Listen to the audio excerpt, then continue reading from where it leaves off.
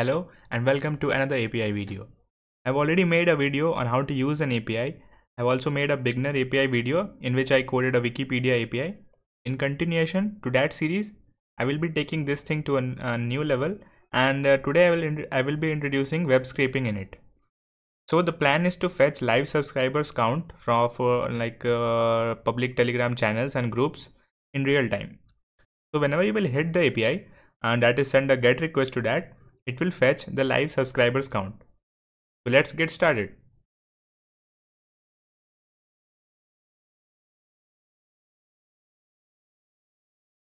So here we are in VS Code. I will just create a new file and save it as app.py. It should be fine. Yeah. And we will be making the API using Flask. So I will import it from Flask, import Flask. And we will think about the other libraries which I'm planning to use here later on. So first of all, I will do the Flask part. I guess if you have watched the previous video, you must have idea like what is going on. And I will enable this strict slashes thing. I'll set it to false. Okay, so I hope you already understand what these lines do. If not, you can watch the previous basic API video. I've explained there. I'll quickly make a folder home, and I will define route also.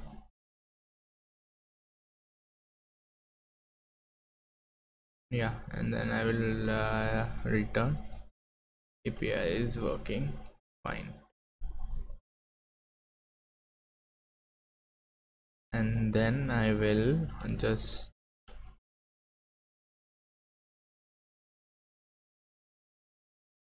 I will set app.debug to true. And remember guys, if you are pushing the app to production, please don't forget to disable this. And then I will run it, and then I will specify the host 0.0.0.0, and then the port. I will set port to 5000. It's up to you. You can push any other if you want. Okay, so it should work fine. I will just test it once. Okay, so it's giving, oh sorry, it should be capital F. Yeah, it's working fine. I'll just test it, and here you can see the text API is working fine. So yeah, now let's think about the plan, like how we will proceed it to fetch the subscriber count. So for that, we will be using the web interface of Telegram. Let's see what it does. Yeah, so whenever you will open the channel link in your browser, it will give you a members count, the channel name, the channel DP, and the description and things like that. So we will be scraping this, and this is a real-time subscriber count guys. So if there is any change or something like that, it will be updated here. So we will be fetching the members count from here, and for that we will be using web scraping. So I will be using Beautiful Soup library. I will just quick Google search about the Beautiful Soup, and we will go through the documentation.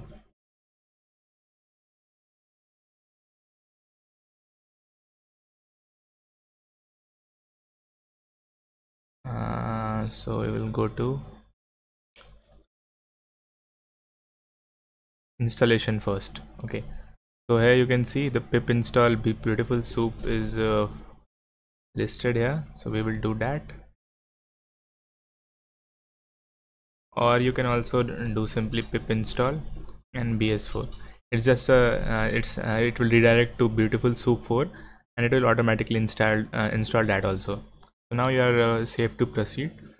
And to send a GET request, we'll be using request library, which I've already I hope you guys already have, because we were using in the previous video also, but it will give you a requirement already satisfied. So yeah, we are good to go. And now we will be opening this URL using our Python code. So for that, we have to send a GET request to this URL, and for that we will be using request library, as you have already seen in the basic API users tutorial. So we'll be how it is working. Basically, we are sending a GET request to this URL, and the web server is I will just press Ctrl and U to get the source code of this page.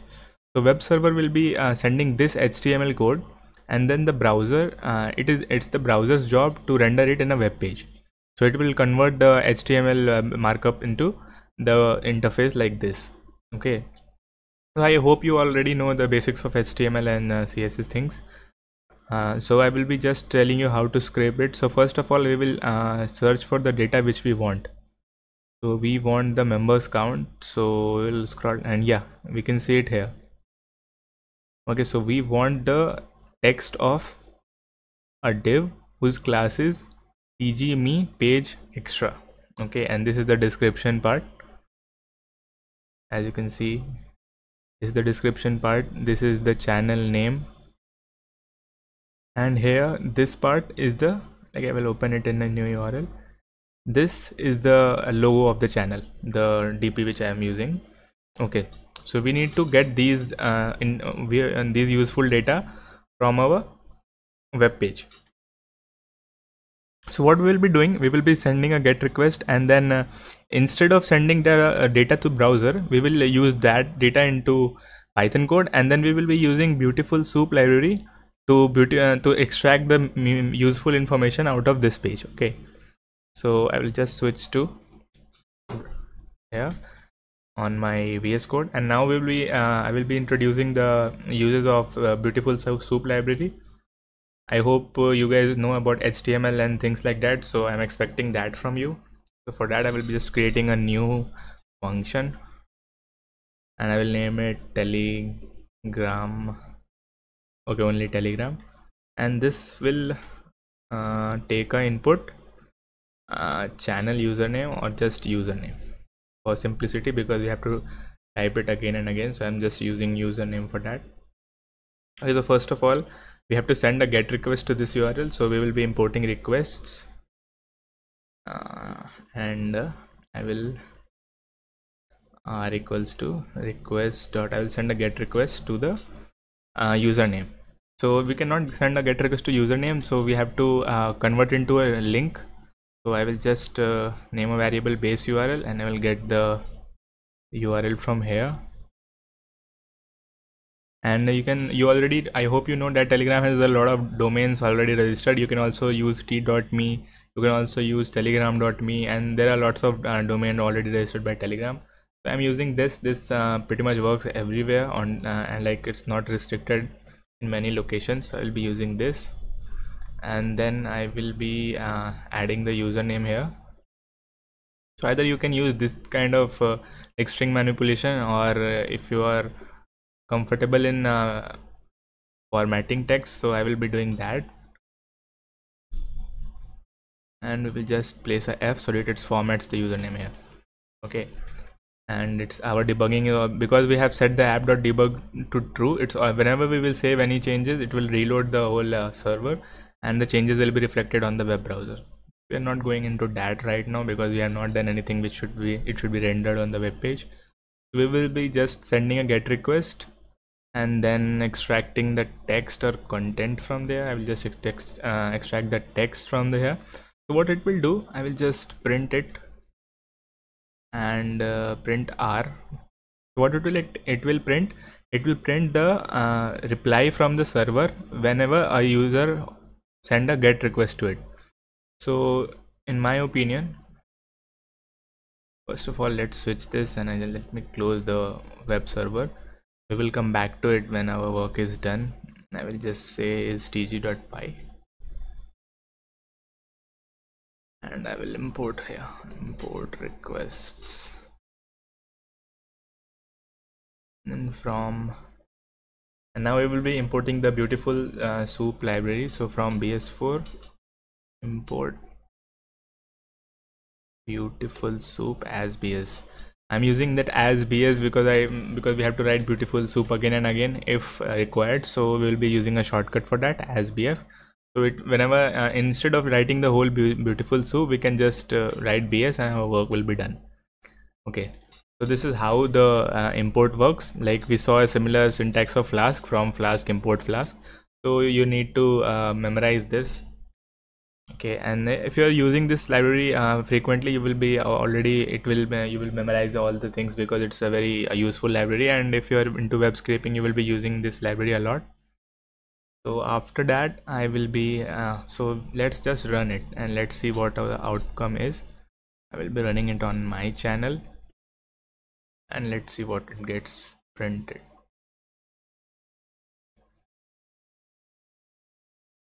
I'm expecting a big data here, because yeah, we have got the whole source code which I was just showing you here. We got everything here, like doc type HTML to the page generated time. Okay, so we got everything from doc type HTML to page generated. Okay, so now we have to extract useful information like this, or maybe this, the channel name, and the maybe if you want the channel logo also, then I can extract this. So now we have to parse it, like we have to extract useful information for that. So for that, that's how we will be using Beautiful Soup library. So first of all, I will comment out this, and then I will initialize a soup, and I will just use PS, and I will pass R because it's already in text data, and then I will use a parser.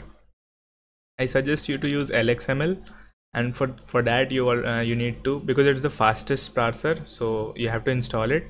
You don't need to import it, but yeah, you have to install it. And so pip install LXML. I already have this installed, so it will give requirements already satisfied, and you have to put it in the requirements.txt. I'll just sorry, not a folder. I'll just create a requirements.txt file, and I will put ps4 and then LXML and then requests and then Flask, and then if you remember, Gunicon is for serving the page in production. Okay, and LXML is optional. You can also use html.parser, and it is by default the parser, it's already installed in your computer hopefully, and this is used by default. But I suggest using LXML because it's fast, and you won't find any difference actually, but technically it is fastest parser available for Python right now, and that's what we will be using. And after that, what it will do is we are just passing the text, like the source code whole page, into the BS4 thing, and now it's parsing the, and let me print soup. Let's see what's get printed. Yeah, you can see the whole source code is being printed. Okay, so what is the benefit of using this? We were already getting directly if you print here. So what's the benefit of using soup? Now what soup will do, it will just parse everything, and now you can extract anything that you want from it. I will just try to soup.text will give, like I will just convert all the data into text, so you will only get the text data out of it, only the text data. We will get rid of all the HTML things, and we will get only the text data. So now you can see half our work is done. All we need to do is just extract this, but this is not the correct way. Like if you're using the library, we have to we can all use all the features and directly reach to this. We don't need to do string manipulation in this and then get extract this data. But yeah, that's always a way. String manipulation is always your friend. Like if you're at any part, if you think that you have to extract this and you don't have anything, so you can just split the whole text data from this, and then you can get this. Okay, so but this is not the actual way. We will try to get the to this directory and this div as close as possible through code. Okay, now what I will be doing, I will be running a find command. So what it will do, it will just find all the like divisions or all the hrefs and whatever you want to find, it will find it. Okay, so now let's first see that what we need to fetch. Okay, so I'll get rid of this, and I will be, yeah, so let's see, say like we want to fetch a div whose class is this, and we want to find the text of that. Okay, I'll repeat again. We want to find a div whose class is this, and we want to find the text of it. Okay, so now we will convert this into code. So for that we need to do soup. I will just say channel, or I will just say members count equals to soup dot find. Okay, and find what? So we need to find div. Which div? Whose class is, and remember guys to put an underscore here because that's what the syntax is of the beautiful soup. So it's basically class and underscore here. So we need to find div. We need to find div. Which div? Whose class name is tg me page extra. Okay, class name is tg name page extra. So yeah, this should probably be fine. And what we need, I'll just make it short. And what we need, okay, not that short. And what we need in this div, we need to extract the text, like whatever is written inside it, it's the text part. So I will just print the text part, and oh sorry, and now I will print the members count. So let's just run it, and yeah.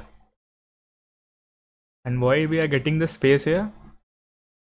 Because we are just getting the text as it is. Like they are giving space here, they are giving space here, so we will be also getting the space there. Okay, so now we need to do some string manipulation here.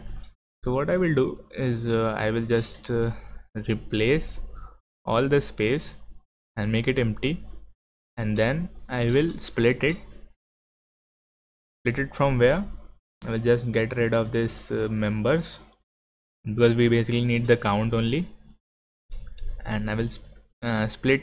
You know what splitting will do? Splitting will make it into a converted the whole text thing into a list whose first part will be before members, like whatever the string contains before members, and after, and the second part contain everything that is after the members. So we need the first part of the list, so we will be passing the index, and that is 0. So this should work, and now we should get the exact number of the members count. Yeah, it's working fine. So now we got the live subs count, so we are not settling on this because this was a pretty easy thing, and this is a beginner introduction to web scraping. I will be coding hopefully in the next video I will be coding a news or something API like that, so that will be much more fun. But in this video I just want to give you a brief introduction to how powerful the web scraping is and how you can build your easy APIs using this. Okay, so now I will get the, what should we get? We should get the channel name maybe. Okay, so we will get the channel name. So where is channel name? Here is channel name. So we need to get the div whose class is tg me page title. Okay, I will repeat again. We need to find the div whose class name is given, and we need to find what? Text. We don't need to care about what is written here and span and this that if we are using the text, because as we saw earlier in the example, it will just like here I did soup.text. So what it did, I'll just comment it out so that you can remember. So what the soup.text did, it just get rid of all the HTML tags, and we got only the text data, whatever it is in our soup. So that's what we will be doing, so we don't need to care about that span things. So I will just copy this, and now what we will do, we will get the channel name, and again soup.find. I hope now you are able to do this. We need to find div whose class, and remember to put the underscore, class is this. Makes sense? And I will get the text. Okay. I will print it. and hopefully it should work fine. Yeah, it's perfect. So now what we want, let's say what let's say we want the description of the channel, this thing. So how we will get that? We will get the div whose class is this. Okay, now it's simple, I guess. Now you guys got an idea. So I will just print, I'll do it quickly. Description equals to soup.find, and then I will find div whose class is, I did the hard work, and then I will get dot text.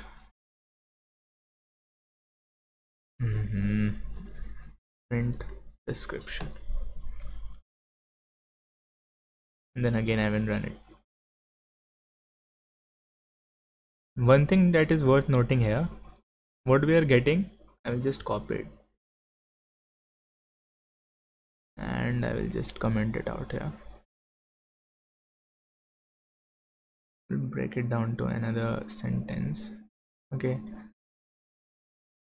yeah, what I want to show you is this. Like, just read the description. Yeah, after bug details is okay, and then we are getting a href. That means we are putting a link here, and then we are putting the text inside the link, and then we are continuing with our data. Like I will show you there. This is the link. Like you can see here, like whenever I hover here, you can see that the bottom left of your screen here, that this is a link. But whenever we are using .text, and we are using this thing, so we don't need to worry about that. It will fetch only the links, sorry, only the text, not the whatever is contained in the, it is a link or something like that. So we don't need to worry about that. It will automatically filter it. So that's basically what we wanted, right? So we will get rid of this, and everything seems fine. So and we already did the hard work and got everything, and in our function, like if you are able to print anything in your terminal, like if your function is ready, then making API is very easy, and it hardly takes 10 lines, I guess, as I show you in previous video.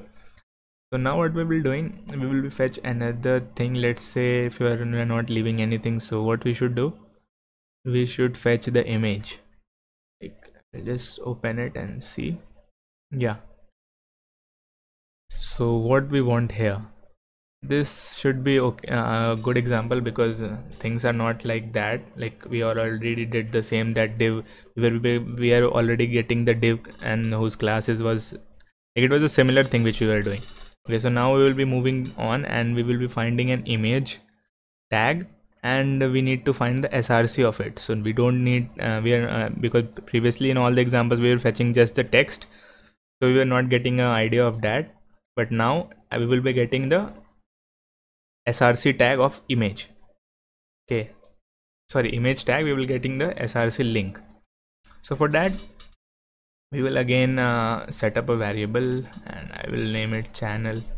Okay, it's dp because not necessary, it is a channel only, it can also be a group, and I will just rename it to name later on.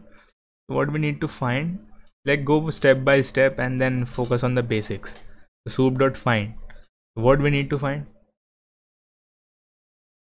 we need to find the image tag, the image tag. Okay, so okay, we want to find the image tag. Which image tag? Because there are lots of image tags in the there can be a lots of image tags in the web page. Like this one has only one, I guess, so that's fine. But still we need we will use class to filter out all the results. And what is the class of this? tgme photo image. Okay, so I'll be copying this, and we need the image tag. We need to find the, from the soup, I will be continuing from here. From the soup we need to find what? The image tag. And what image tag? Whose class is this? Okay, and what we need to find from it? Okay, first of all I will not go there, and I will just print it, print dp. I'm missing here equals to. Now the error should be gone. Yeah, so this will not give the src link, but I will just print it and see what it gives. Okay, so we got the whole image class, and we got the whole thing, but we don't need this, we just need the src tag. So okay, we will just get the src, we will access it like a dictionary, and now we will print it. So now you can see we all got the link only. I'll just open the link. Okay, it's too long for VS Code. I'll just open it, and yeah, we got the channels dp. Fine. So now we have all the data of the channel. So now we can proceed making an API update. So I'll just get rid of this, and I will make a data dictionary. Sorry. And what we will feed in this? First of all, the name. What is the name? We stored it in channel name. Okay, it's not necessary to be a channel or something, but yeah, it's fine. First of all, I will run it on a group, so that I will just to check if everything is working or not. First of all, let's open it in web, so that we can get a glimpse of what we are fetching, and is everything similar or something is changed in the HTML. So I will be using the discussion groups link. Okay, so I will comparing it from this.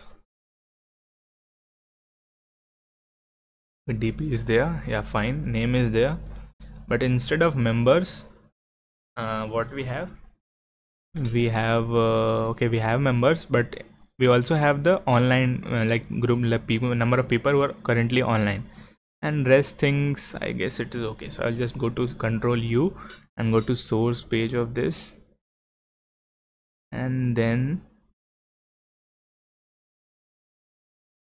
teach page extra description. All the class names are similar, so instead of jumping into this, we will just run the code and see if everything is okay or not. I'll just run it and let's see. Okay, so it is fetching the, okay, it's fine, and name is also there, the description is also there, and the I guess this should be the, okay, again, okay, so the logo is also there, everything works fine. And why there is no, okay, I'll get rid of this documentation also. Why there is no the text how many people are online? Because we splitted the members from the members. So whatever in the 0 tag we have this, and in the 1th index we have this, but we are accessing only the 0, 1, and we are also removing the space between them. So I'll just show you again. Where is the code? Yeah, first of all, we replaced all the gaps, like this gap we replaced it with empty, so this space is filled up, and then we split it in the members. So what will happen, it will convert the text into a list, and list will, what the list will contain, first list will contain 2264, and the second part will contain this. So what we are accessing, we are accessing the 0th part, so already this is handled. Okay, so we don't need to worry about it, everything is working and everything is fine. So it works for groups also, and yeah, public and public links only, like you can only access it for public groups, and I haven't checked it on a private group, and I don't think I know any link of, I don't remember. So yeah, you can check it and tell me in my comments, or in or PM me on my Telegram account. So first of all, we will continue making the filling the data. Channel name, it can also be group name, just can be used as group also. And remember guys, just a variable name, so it doesn't matter really. And then I will, okay, in members I will use at subs, and what we will do, members count, and then what we will use, we will be just putting the description of the channel or group, whatever you say, and we will be using description. That's what the variable name, na? Yeah. So then again we will be using image. And what's the image? DP. Seems fine. So I'll just get rid of this. I have a habit of printing everything just to check each line of code is working or not. And yeah, and I'll just mention public. So everything works fine, so we will not be checking it again, and then I will be returning data. So now what we are doing is we are just passing the username here. We are building the public URL. We are sending a get request of it, extracting the text out of it, passing it to soup, parsing it with LXML. Then we are using it to using soup.find function, and then we are specifying what we need to find. Like we need to find div, which class, and then some string manipulation we are doing. And again div, which class, text, their div, which class, text, image, which class, and then src. Okay, so this will give an error because we are not accessing the src. Yeah, everything is fine. Then we will we are building an empty dictionary. We are putting everything in it, then we will return the data. Seems fine. So instead of copying it, I will just import it here, like import tg, and now it's fine because it is in the same directory, so we don't need to do any directory import. Everything is fine. App is initialized, API is working fine. I will leave the home page as it is, and then I will create a separate route because we also need to find pass a query. And what is the query? I hope you know. Sorry, this is the route and username. Okay, so this is not, this is, I will just name it another or Telegram, let's say. It doesn't matter. And we will pass the query variable here so that we can access it. Easy dot, what's the function name? Telegram. Okay, so it's not a good practice to give the same name, so I'll just added an underscore here, and then tg.telegram, and then pass query. So hardly 20 lines of code. Like if you remove all the spaces, it will be around 15 lines, and this will also be at 10 lines of code. And we have used few libraries. I hope I have not forget I haven't any left the libraries requests, and yeah, it should be fine. Now let's run the Flask app. Working fine. Now I will just click it and open it. API is working fine. Now I will use SJ projects.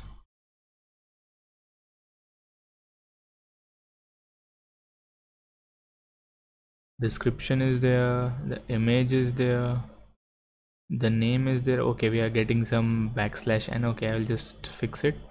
And we are getting the subs count. Why we are getting the backslash n here? And we will just see the code.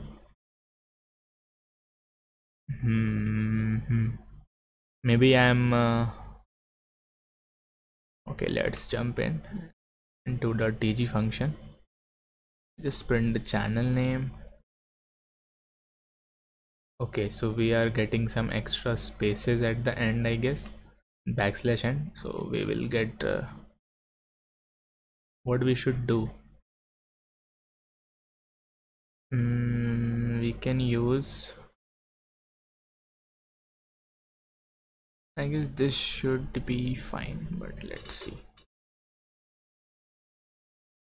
We will not do anything, we'll just save it and it will reload, and then I will refresh it to see if it is fixed. Otherwise we'll just replace backslash n with empty spaces.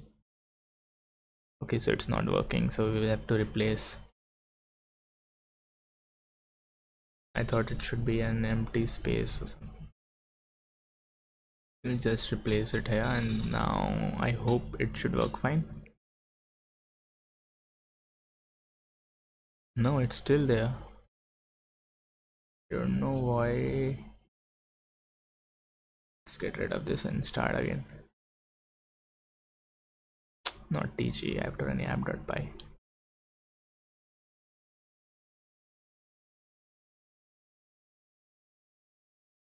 Strange, it's still there. Okay, so I'll just close the app.py, and now I will just print the channel name, and I will just do it here. It should leave a space if it is wrong, and it is, yeah, it's leaving a space here also and here also. But why? We have already replaced the spaces with this, and then we have split it with members. I'll get rid of all these, and then okay, why it is happening? Oh, not in the members count. I was doing everything in the members count, and I have to do it in channel. I'll run it again. Yeah, this should be fine. I don't know what I was doing in member. Yeah, it should be fine. I'll just refresh it, and I hope, yeah, it's fine. So now our API is already, like, I will just catch any error if there is any error. So first of all, I'll just wrap it, wrap the whole things in. Try and accept exception as E, and then return what? Return, let's say, status false, and then error E. This should be fine. This is, we are returning a dictionary here also and here also, and here from Flask I will be using a JSONify tool. What it does, like I told you in the previous tutorial also, if you remember, like in JSON, like I will just comment out, I'll use a big comment for this.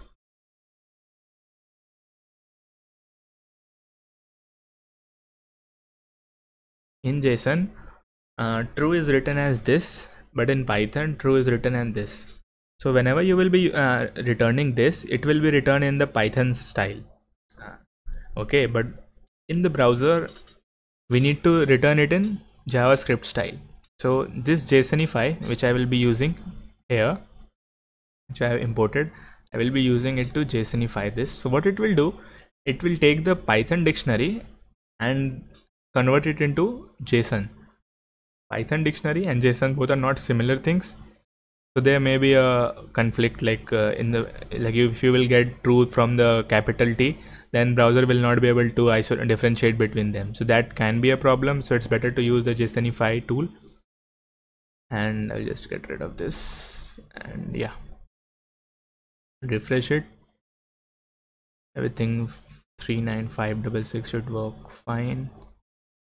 Okay, it's decreased, and now I will be using some more. So you can see it's real time, like if one member left, so the count is updated in real time, and I will be using this into a group, and yeah, the subs is fine, everything is fine.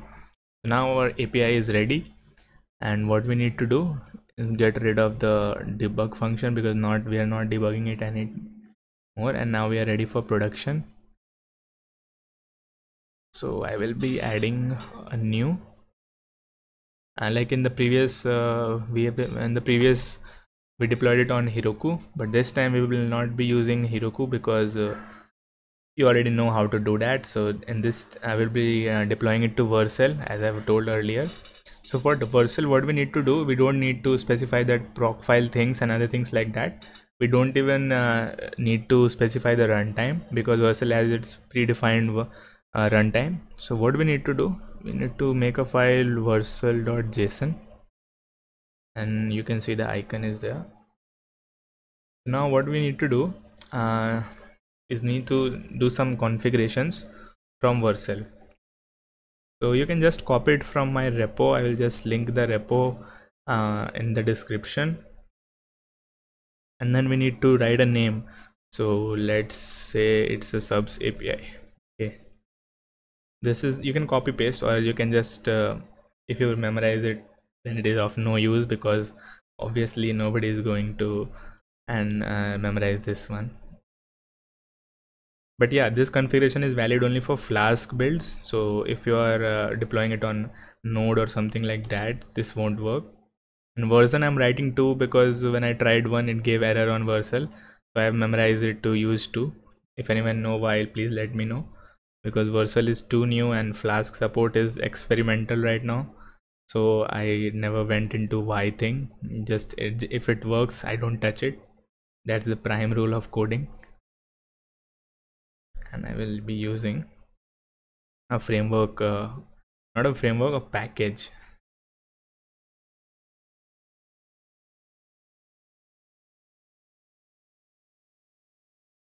Yeah, I have memorized it only for making this video. Okay, so now I will just this should be fine. The builds is fine. We need to specify one thing, and yeah, builds is done. Now we need to specify route. Okay. And what we need to write here, we need to again write a source and a destination type thing. So first of all, I will just make a regex. I hope you know regex.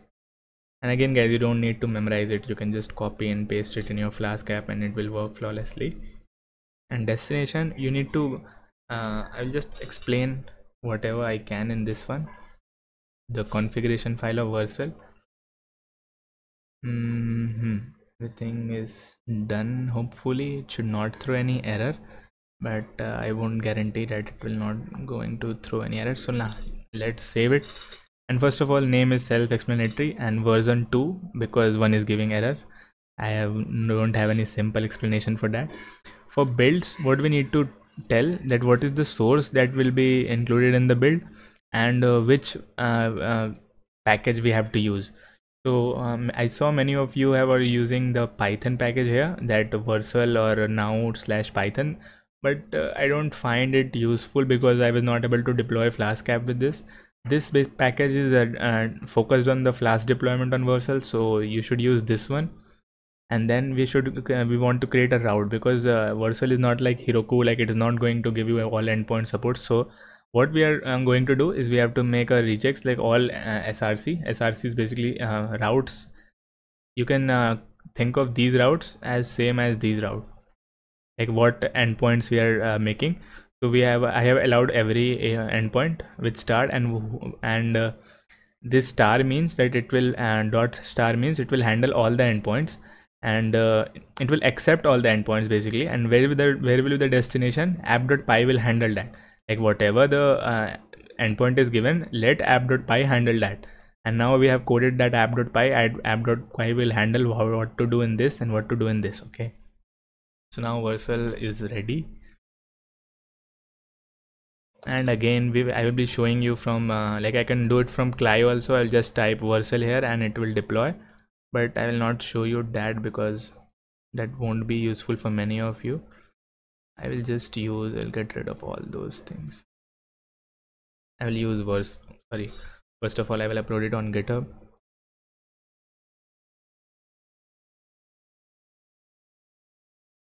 I'll create a new repository, and let's say tg subs API, or okay, let's leave it like that. Description, Telegram live subs API. I will leave it public in case you guys want to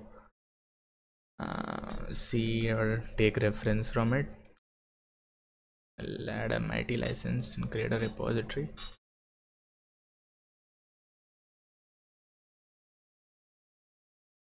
And I suggest you guys to learn GitHub and use all these from the CLI, but just for simplicity and expecting that you guys are not expert in GitHub, I'm using the desktop version and uploading all that. So I'll go to workspace. I don't remember the folder name, but it should be subs API. I'll just copy everything. I will get rid of the cache thing, and it should be fine. So one by one we are uploading all the files to GitHub, and till then I will be opening Vercel.com to deploy, and initial push to GitHub. We'll commit it.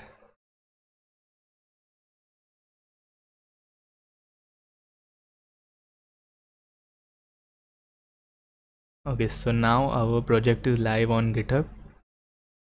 So what we will do, we'll go to Vercel.com. I will import project. You will get a, like, I guess if you're already connected your account to Vercel, so it will auto, if you will specify that vercel.json, and if you have connected it to GitHub, it will automatically detect the changes, like you can see here, updated just now from DG subs API. And if that's not the case, you can just import, and then import from GitHub, and then copy the link here. Like you can get the link from here, HTTPS link.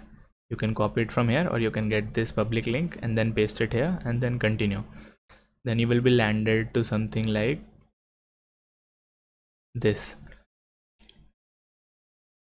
and here you can see the build and function logs. So what is the build logs? Build logs is something like which is the packages that you specified in where requirements.txt and all the Python setup. You can see the logs here, like it is building the runtime, and then it is getting the all the pip first, and then it is collecting all the packages. Which packages? Which we specified. What we specified? Request, and then BS4, LXML, okay, and Flask, and these are the sub requirements of these libraries. Okay, so we don't want to get in much into that, but I just gave you a brief idea, and then we will get to the function logs. What is the function logs? Function logs is basically if we are getting any error inside of a function, then we can, like you can see app.py is here, tg.py is here. So if we get an error in app.py, it will be listed here, and if we get any error in tg.py, it will be lifted here. And then you can also see the memory size and the size, everything, like you can get here, and it's awaiting new requests. So what we will do, first of all, we will go to overview and visit. Visit is the public link of the API. Okay, so API is working fine. We have successfully deployed it to Vercel, and then I will just name it as JProjects, just to test it everything is working fine or not. And yeah, it's working amazingly. Just test it to another one parts. Okay, so now let's change it to the group, and yeah, it's working fine. I'll just test it to another news and in shorts, which is the news channel which I have automated. So yeah, it's working fine. I'll just check the image. Yeah, it's fine, name is fine, subs is fine, everything is fine. So yeah, we have successfully made an API and deployed it on Vercel. And now you can see if I do any changes in the GitHub source, just like Heroku, it is the build is auto enabled. And if you do any changes in your GitHub, like let's say if you want to change app dot something in here, and then whatever you commit you will push to GitHub, it will automatically redeploy it, and also leave a comment with all the links, like it will all checks have passed and Vercel has completed its deployment. And when you will check the details, it will redirect you to Vercel. And you can also, it will also comment the public links. I will just show you. We'll go to home page. I will open this specific commit, and here you can see Vercel bot has commented. Whenever the build will be successful, it will comment all the public links. Like you can open any one and your API will be working fine. Okay, API is working fine. And if we change the endpoint to SJ projects, it works fine. Yeah. So now after deploying the API on Vercel, you might think that what is the point of making API? Why we are making an APIs? What is the use? Nobody is going to get the data from here. We want something else to get the data in a prettified manner. Nobody is going to open this link again and again and just get the form data in JSON form. Like if we need to get these data, why don't we will open the website itself and then we will get the data? So what's the point of making this? So API is basically the extracting the hard work from any service. Let's say we are trying to make a website which shows a live subscriber count. Like you must have witnessed a site for YouTube live subs, and many projects I've seen like that. I guess you also have seen like T Series and PewDiePie's Clash and something like that. So, but what we have made a TG for Telegram live subscribe, and using this API I have also created a web app. Like I will just show you. If you want to get a glimpse of that, you can go to subs.surge.sh. I have deployed it on Surge, and if you need more info about Surge, it's for static site deployment. You can just go and search on Google. So this I have made in JS, not in Flask, because I was just learning it. So I will just show you. Enter the channel name here and then fetch and plot. So what it will do, it will use the API, and then it will fetch the live subscriber count, and then after some time it will just fetch it and then update it here live. So what we are going to do is we are going to click on fetch and plot, and it will just update the live subscriber count and then automatically start. Yeah, someone joined, so it will increment it, and when someone will leave, it will automatically decrement it. I don't know why the time I'm speaking they are already incremented and decremented. I haven't done anything in that, but yeah, that was a good explanation and coincidence, I will say. Okay, it's going up and then it will go down. So it's a basically static website. There is no Flask used in that. It's just based on pure HTML, CSS and JS. So this whole thing is using this API in backend. Like I have coded a similar API earlier also, and this is not for, I'm not planning to make it for Telegram. I'm planning to make it for everything, like for YouTube also, for Telegram also. I have Facebook, Instagram. I need to explore the Graph API, but yeah, Reddit also, everything like sites like that I'm thinking to implement. If time allows, I will make one, but for now Telegram one is live. You can go to subs.surge.sh and get a glimpse of this, and also let me know how you feel about it. And it's already updating every second, like till the time you will be staying on this website, it will keep updating. And in the backend it's sending a GET request to this API, and then it's all fetching it, and if there is an update or decrement or increment in the count, it automatically updates it here. So that was the real life uses of this API. So I hope you guys enjoyed this video and also like the implementation part of the API. So that's it guys for this part of the video, and I'm getting a lot of messages on Telegram for hosting a next Q&A session, because you guys are having a lots of question to ask, and I personally cannot answer all of the queries on Telegram.